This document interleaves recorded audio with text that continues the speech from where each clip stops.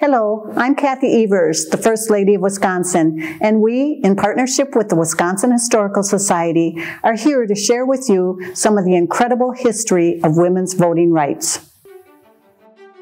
So after the 1848 convention at Seneca Falls, it took women suffragists some time to really get organized and figure out what they were going to do.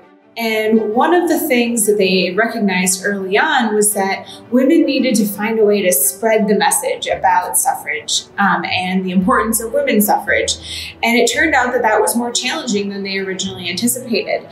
When they approached the press to publish articles or to offer opinion pieces, editors weren't interested in publishing pieces by women. They weren't interested in publishing information on suffrage. And they found that the mainstream newspapers were not supportive of their cause. And so women took this matter into their own hands and they created their own newspapers. Elizabeth Cady Stanton and Susan B. Anthony found The Revolution in 1868, and that publishes for a few years on a weekly basis on the importance of women's suffrage and women's activism, women's education, women's role in politics, and they start spreading their message that way. Shortly after the Revolution comes the Women's Journal. The Women's Journal is the official publication of some of the suffrage organizations that existed at the time, and that publishes from 1870 all the way up till 1931, actually.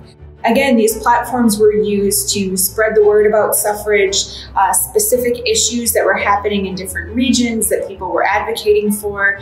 As certain states start to grant women suffrage in elections, they're telling other states and other women's suffrage organizations about the progress that these women are making and what strategies they're using to gain ground and recruit new members.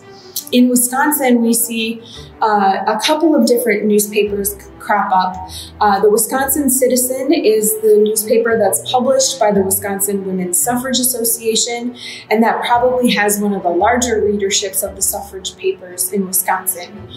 Theodora Winton Yeomans was one of the first women journalists in Wisconsin. She first began writing as a freelance writer in the 1880s for the Waukesha Freeman.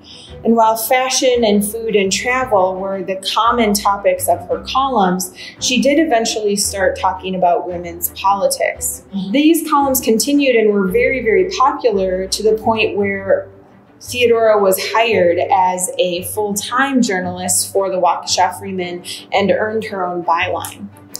Around the 19-teens, she more actively began to advocate for suffrage, and in 1911, she became the press correspondent for the Political Equality League. This was a new suffrage organization that was established by Ada James to lobby for the 1912 suffrage referendum.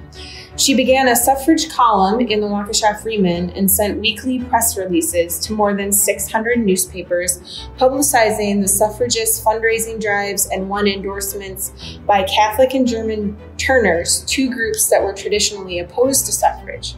Perhaps her biggest victory came when she won the support of the Wisconsin Club women, who had typically avoided the issue of women's suffrage altogether. These suffrage columns are some of the best sources we have for studying the suffrage movement today and really cast a light on what the suffrage movement in Wisconsin looked like 100 years ago.